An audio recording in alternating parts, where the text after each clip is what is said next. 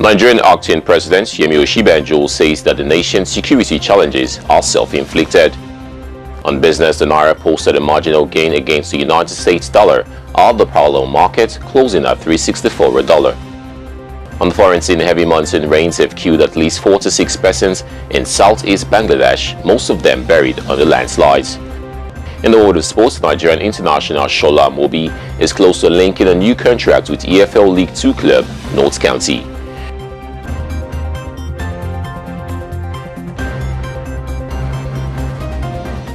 A very good day and welcome to the ABN News. I am Stanley Affair. Now the news in details. Nigerian acting President Osibanjo says that the nation's security challenges are self-inflicted, blaming the situation on the failure of the state to create an inclusive society. While speaking at the 50th anniversary conference organized by the Nigerian Association of Law Teachers at the Nnamdi Azikiwe University, Awka, Anambra State, to mark the golden jubilee of the association yesterday, with the theme Law, Security and National Development, Osibanjo said that most of the elites who participated in plundering the nation's treasury thereby contributed to the prevailing poverty, youth unemployment and pretentiously turnaround. The acting president charged participants at the conference to subject the nation's justice delivery system to a rigorous interrogation so as to build a trust around the rule of law. Osibanjo stated that the legal system of the country cannot survive and serve its purpose to the society without serious and incisive reconsideration, as he also pointed out most of the security problems of the nations are self-inflicted by corrupt practices, and he urged those trusted with the power of delivering justice not to addict to it. According to Boko Haram in the northeast, militants in the Niger Delta and herdsmen and farmers clashes were as a result of poverty, stating that the current spate of agitations in the country were centered around the alleged failure of the state to create an inclusive society, a failure to guarantee the security of lives and property by the agencies charged with the responsibility, and to build trust around the rule of law and justice system of administration. He stated that lack of provision of basic needs to the largest number of people remained the greatest source of tension in the polity, and that the state of unemployment makes the youth vulnerable to being recruited by kidnappers, antisocial agitation and violence of any sort. The Secretary General of the Nigerian Union of Pensions NUP, Federal Airports Authority of Nigeria FAN Chapter, Mr. Emeka Njoku, urges the Senate to stop the planned concession of the 4 major airports in the country as its monthly meeting of the union in Lagos. Federal government has appointed transaction advisors for the concession of the Lagos, Abuja, Kano and Port Harcourt airports. Mr. Njoku stressed that the unions in the sector would continue to resist any plan to concession the viable airports by the Minister of State and Aviation, Hadi Sirika. Njoku said that the Senate recently stopped the concession of Port Harcourt refinery because the process was not transparent. According to him, past concessions agreements were not beneficial to the government and its officials, noting that revenue collection points to FAN, such as toll gates, car parks, billboards, fuel surcharges, shops and the VIP lounges were concessioned and had become a sad story. He said the union would not allow FAN to go the way of the defunct Nigerian Airways, which was liquidated by an executive fiat. And now on some business news. The Naira posted a marginal gain against the United States dollar at the parallel market, closing at $3.64 a dollar after the local currency closed at $3.65 a dollar on Sunday. The development brought the rate closer to the official price of $3.60 a dollar for invisible transactions. The CBN spokesperson said the bank was optimistic that the Naira would continue its strong run against the dollar and other major currencies around the world, considering that transparency in the market had ensured greater stability. Following the continued supply of the dollar to the foreign exchange market, the CBN local currency has recorded major appreciation from its all-time low of $5.20 a dollar. Deposit money banks currently sell dollars to end users in the invisible transaction segment at $3.60 a dollar, and invisible transactions include tuition fees, medical bills, and personal travel allowance, amongst others. The local currency had closed at $3.71 a dollar the previous Friday, having appreciated to $3.74 a dollar the previous Thursday from $3.82 recorded on Wednesday. At the interbank market, the naira was trading at around 305 naira 40 per dollar. The CBN has sold over $4 billion since February, improving dollar supply and providing support for the naira. Zimbabwe has banned grain imports to protect local farmers after producing enough to meet domestic demand a year after a devastating drought left more than 4 million people in need of food aid.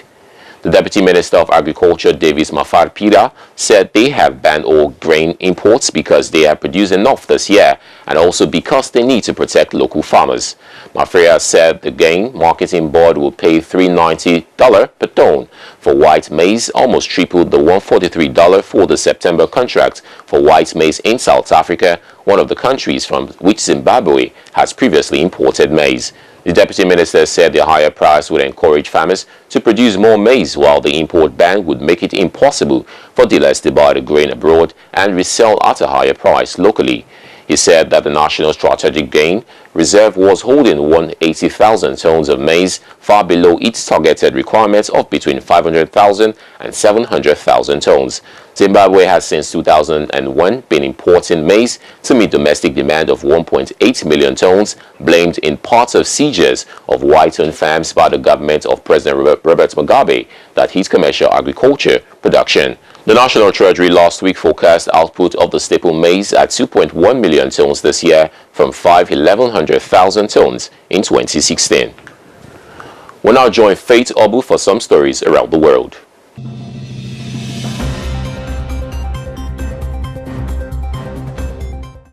Thank you, Stanley.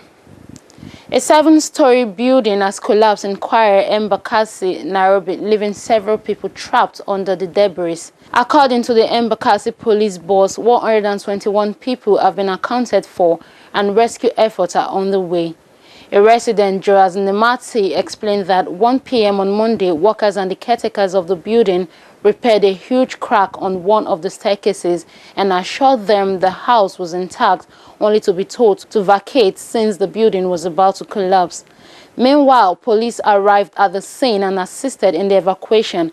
However, a woman and her 3 children refused to leave and their whereabouts remains unknown. Several emergency service providers were sent to the scene hours later to help in digging through the rubble. St. John's Ambulance said that 15 people were still missing by Tuesday morning. Officials leading the operation said it would take long to dig through the rubble to confirm the claims. The owner of the building could not be immediately traced, and the 7th-floor building had been condemned after a number of cracks opened up in its walls, and some tenants are since vacated. Several houses have collapsed in Nairobi in the recent past, claiming many lives.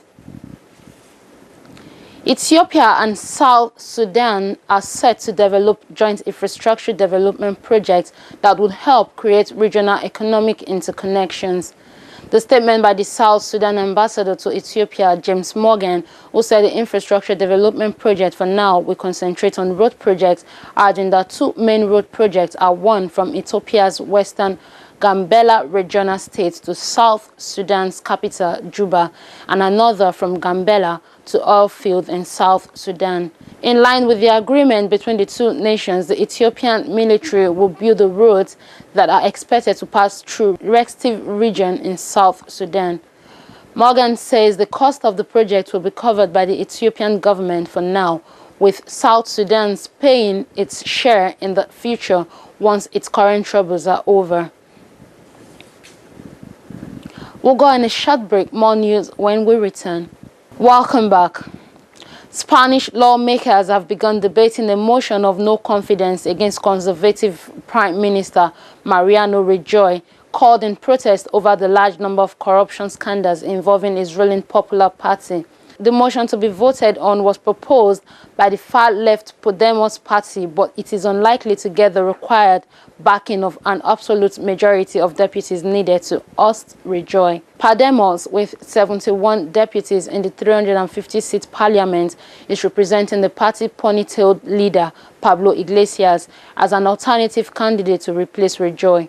Rajoy, who heads a minority government, has been dragged into the most damaging of the corruption cases involving the Popular Party and alleged kickbacks for contract schemes to finance party activities. He testifies as a witness in the case in July 26. Authorities said on Tuesday that heavy monsoon rains have killed at least 46 people in southeast Bangladesh, most of them buried under landslides. The head of the Department of Disaster Management, Raiz Hamed, has warned that the death toll would likely rise as emergency workers reach remote parts of the affected areas where telephone and transport link had been cut. Hamed said disaster response teams have been deployed to the affected areas to reinforce recovery work, as many of the victims were from tribal communities in the remote hill district of Rangamati, close to the Indian border, where 24 people were killed when mudslide buried their homes. The district police chief, Syed Tariku Hassan, said 6 people were killed in the nearby district of Bandarban. Among them were 3 children, siblings who were buried by a landslide as they slept in their home. Another 16 of the casualties were in the neighboring district of Chittagong, where at least 126 people were killed when a massive landslide buried the village a decade ago.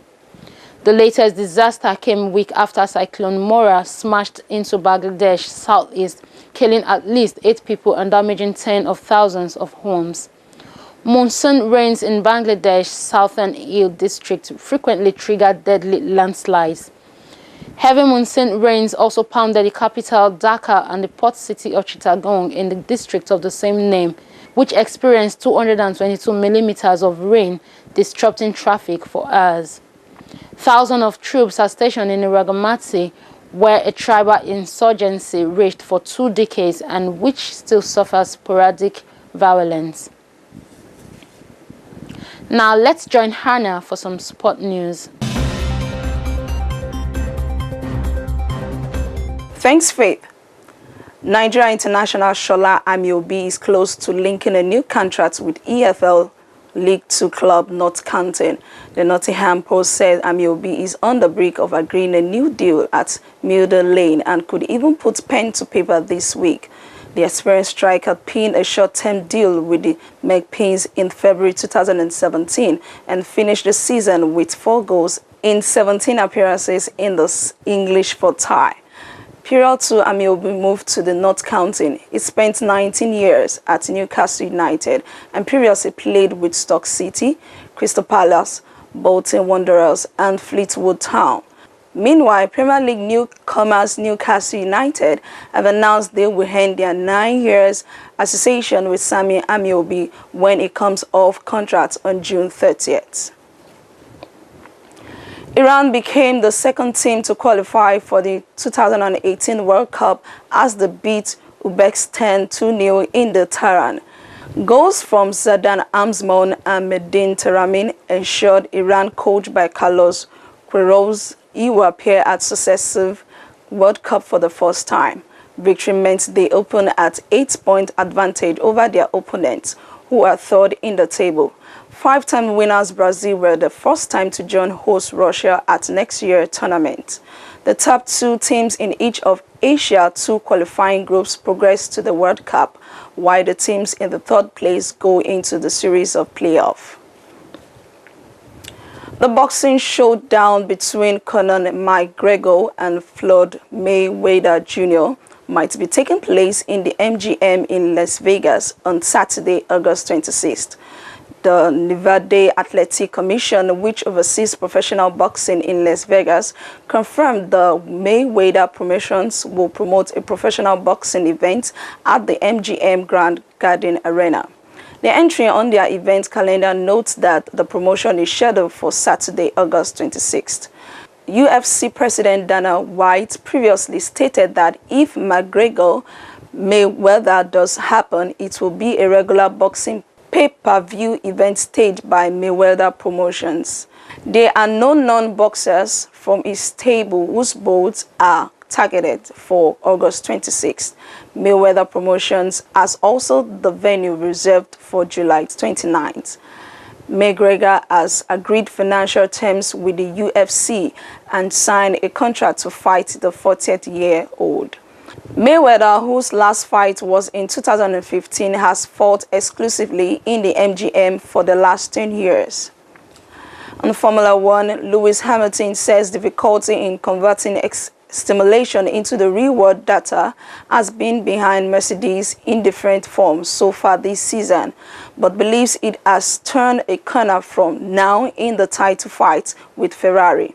Mercedes returned to the top of the 2017 Formula One Constructors standing with a comprehensive 1-2 finish in the Canadian Grand Prix.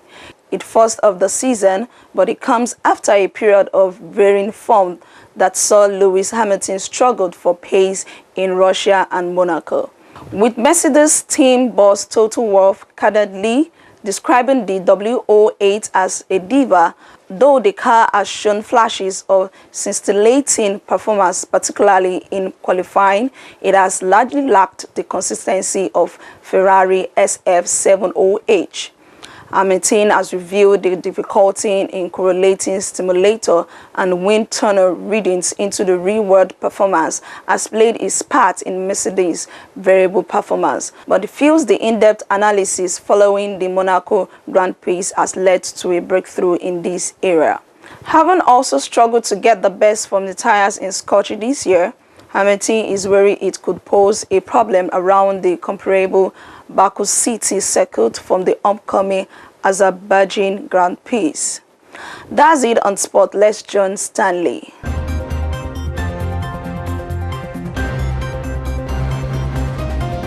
Well, thank you, Hannah. With that sports story, we've come to the end of today's news bulletin. A quick recap of our major stories just before we go. Earlier on, we told you Nigerian acting President Osibanjo says that the nation's security challenges are self-inflicted. On business, the Naira posted a marginal gain against the United States dollar at the parallel market, closing at $3.64 a dollar. On the foreign scene, heavy monsoon rains have killed at least 46 persons in southeast Bangladesh, most of them buried under landslides. And in the world of sports, Nigerian international Shola Amobi is close to linking a new contract with EFL League 2 club North County. Well, thanks for watching the ABN News. Remember, for more information and news relay, you can follow us on our social media platform by visiting our website at www.abnchannels.net. Follow us on Twitter at ABN Channels, like us on Facebook at ABN TV. You can also follow us on Instagram at ABN Channels, and kindly subscribe to our YouTube channel at the African Broadcasting Network. I am Stanley Affair, and do have a lovely day. Bye for now.